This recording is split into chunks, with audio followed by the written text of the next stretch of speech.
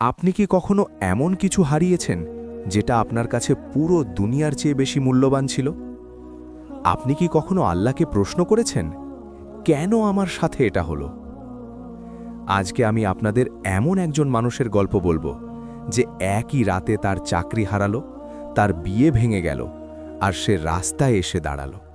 সে ভেবেছিল তার জীবন শেষ, কিন্তু সে জানতো না আল্লাহ সুবহানাহু ওয়া তাআলা তার জন্য এমন কিছু পরিকল্পনা করে রেখেছিলেন যা শুনলে আপনার চোখে পানি চলে আসবে।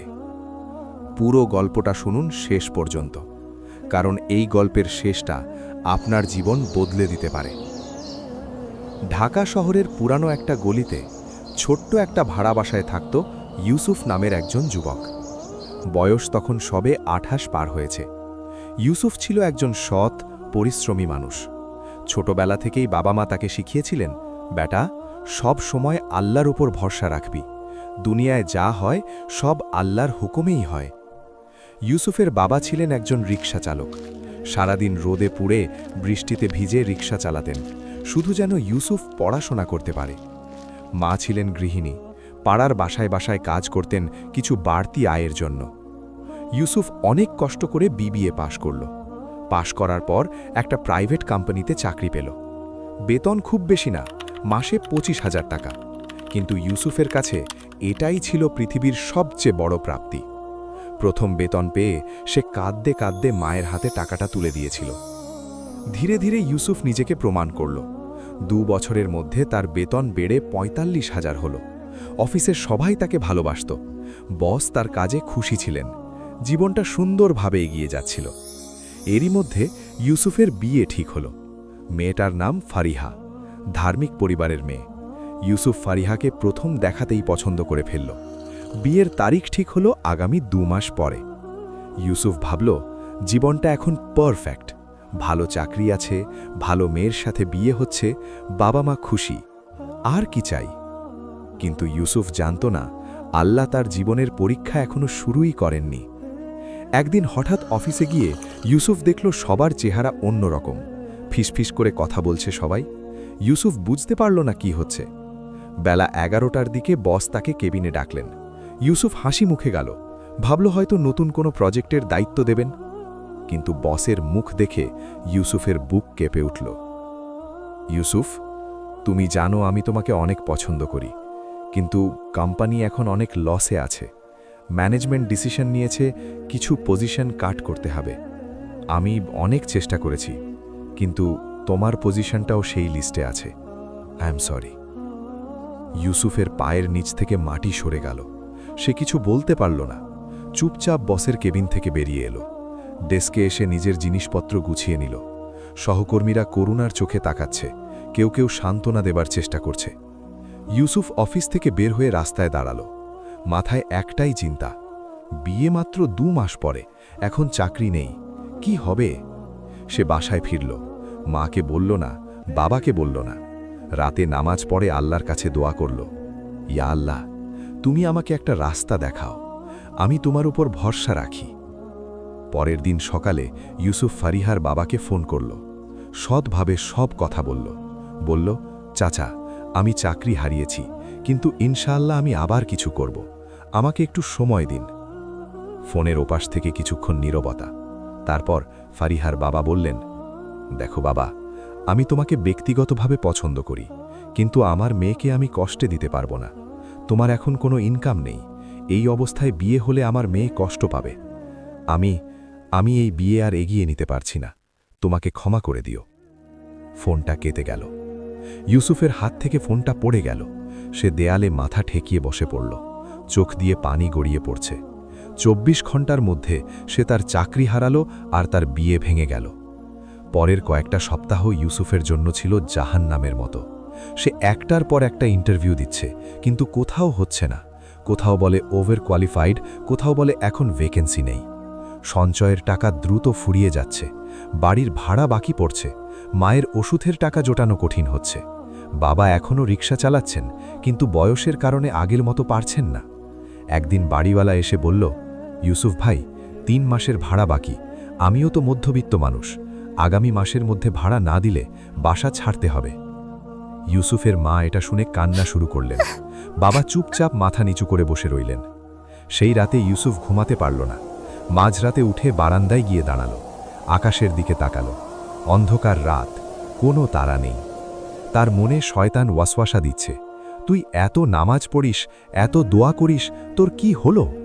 আল্লাহ কি তোর কথা শোনে? ইউসুফের চোখে পানি এসে গেল। কিন্তু তখনই তার মনে পড়ল মায়ের কথা।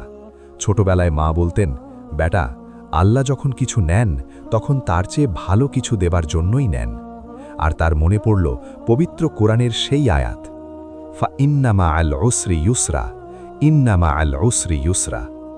নিশ্চয়ই কষ্টের সাথে স্বস্তি আছে, অবশ্যই কষ্টের সাথে স্বস্তি আছে। সূরা আশ-শারহ 94, 5-6 নম্বর আয়াত। ইউসুফ বারান্দায় দাঁড়িয়েই অজু করে তাহাজ্জুদের নামাজে দাঁড়াল। সেজদায় গিয়ে অঝরে কাঁদল। বলল, ইয়া আল্লাহ, আমি তোমার বান্দা, আমি দুর্বল, আমি ভেঙে পড়ছি, কিন্তু আমি তোমার উপর থেকে ভরসা হারাব না। আমি তোমার উপর যে পরীক্ষাই দাও, আমি সাবার করব। তুমি আমার জন্য যা ভালো তাই করো। পরের দিন সকালে ফজরের নামাজের পর ইউসুফ মসজিদ থেকে বের হচ্ছে, এমন সময় মসজিদের ইমাম সাহেব তাকে ডাকলেন। ইউসুফ, তোমাকে কিছুদিন ধরে দেখছি চুপচাপ থাকো, কি হয়েছে বাবা? ইউসুফ ইমাম সাহেবকে সব খুলে বলল। ইমাম সাহেব মনোযোগ দিয়ে শুনলেন। তারপর বললেন, ইউসুফ, তুমি কি জানো মুসা আলাইহিসসালাম আর খিজির আলাইহিসসালামের ঘটনা? সূরা কাহাফে আল্লাহ এই ঘটনা বলেছেন। খিজির আলাইহিসসালাম একটা নৌকা ভেঙে দিলেন, কারণ সামনে একজন অত্যাচারী বাদশা ভালো নৌকাগুলো জোর করে নিয়ে নিচ্ছিল। নৌকা ভাঙা দেখে মুসা আলাইহিসসালাম চমকে গিয়েছিলেন, কিন্তু আসলে এটাই ছিল সেই গরিব মাঝিদের জন্য আল্লাহর রহমত। ভাঙা নৌকা বলে বাদশা সেটা নেয়নি, পরে মেরামত করে মাঝিরা আবার সেটা ব্যবহার করতে পেরেছিল। ইমাম সাহেব বললেন, বেটা, হয়তো আল্লাহ তোমার নৌকা ভাঙছেন যেন তুমি সামনের ঝড় থেকে বাঁচো। তুমি সাবর করো আর আল্লাহর উপর তাওয়াক্কুল রাখো। ইমাম সাহেব আরও বললেন, আচ্ছা, তুমি তো কম্পিউটার ভালো পারো, তাই না? আমার এক পরিচিত ভাই আছে, সে একটা ছোট আইটি ফার্ম চালায়। আমি তার সাথে কথা বলি, দেখি কিছু হয় কিনা। ইউসুফ আশা নিয়ে ফিরল। 2 দিন পর ইমাম সাহেব ফোন দিলেন।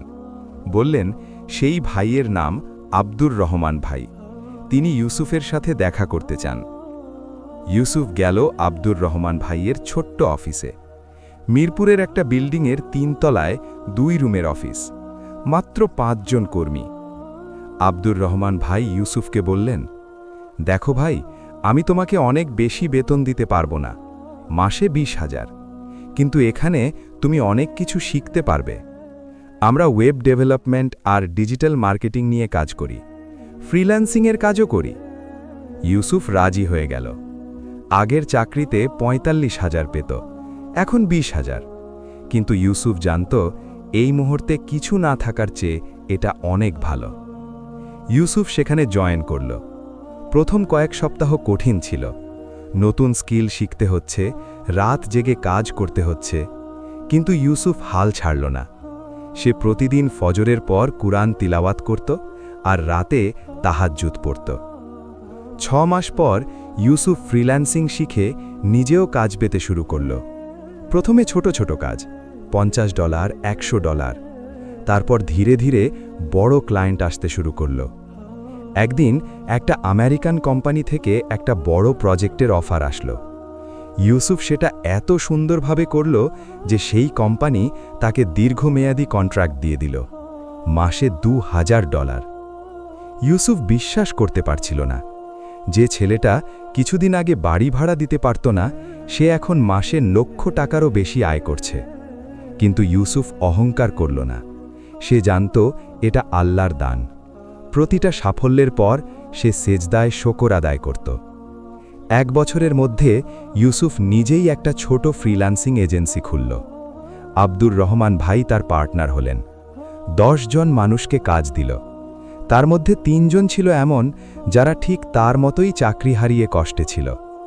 ইউসুফ বাবা মাকে ভালো একটা বাসায় নিয়ে গেল।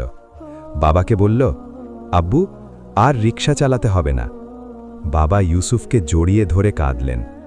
বললেন, আমি জানতাম আল্লাহ তোকে ঠিক রাস্তা দেখাবেন। ইউসুফের এজেন্সিতে একদিন একজন নতুন ক্লায়েন্ট আসলো। একজন মহিলা, নাম মারিয়াম। তিনি একটা চ্যারিটি অর্গানাইজেশন চালান যেটা এতিম শিশুদের জন্য কাজ করে। তাদের একটা ওয়েবসাইট দরকার। ইউসুফ সেই প্রজেক্টে কাজ করতে গিয়ে মারিয়ামের সংগঠনের কাজ দেখে মুগ্ধ হল। মারিয়াম ছিলেন ধার্মিক, বিনয়ী, সেবাপরায়ণ। তিনি নিজেও এতিম ছিলেন, নানির কাছে মানুষ হয়েছেন। ইউসুফ সেই ওয়েবসাইটের কাজ বিনামূল্যে করে দিল। মারিয়ামের ভাই একদিন ইউসুফকে ডেকে বললেন, ইউসুফ ভাই, আমার বোন আপনার কথা অনেক বলে। আপনার সততা, আপনার আল্লাভীতি, আপনার কষ্টের গল্প সব সে জানে। আপনি যদি রাজি থাকেন, আমরা আমাদের বোনকে আপনার সাথে বিয়ে দিতে চাই। ইউসুফের চোখে পানি চলে এলো। এই সেই মেয়ে যাকে আল্লাহ তার জন্য রেখে দিয়েছিলেন। ফারিহার সাথে বিয়ে ভেঙে গিয়েছিল, কারণ আল্লাহ জানতেন মারিয়াম ইউসুফের জন্য বেশি উপযুক্ত। বিয়েটা হলো সুন্দরভাবে, সাদাসিধেভাবে। মসজিদে আক্ত হল, ইমাম সাহেব নিজে পড়ালেন। বিয়ের রাতে ইউসুফ সেজদায় গিয়ে এতক্ষণ কাঁদল যে জায়নামাজ ভিজে গেল। সে বলল, ইয়া আল্লাহ, তুমি আমাকে যখন কষ্ট দিচ্ছিলে আমি বুঝতে পারিনি কেন। আজ বুঝতে পারছি, তুমি আমার জীবন থেকে পুরনো সব সরিয়ে দিচ্ছিলে, যেন নতুন আর ভালো কিছু দিয়ে পূর্ণ করতে পারো। তোমার পরিকল্পনা সত্যিই উত্তম। পরে ইউসুফ জানতে পারল, সেই আগের কোম্পানি যেটা থেকে তাকে চাকরিচ্যুত করা হয়েছিল, সেটা 6 মাসের মধ্যে পুরোপুরি বন্ধ হয়ে গেছে। যারা থেকে গিয়েছিল তারা কয়েক মাসের বেতন পায়নি।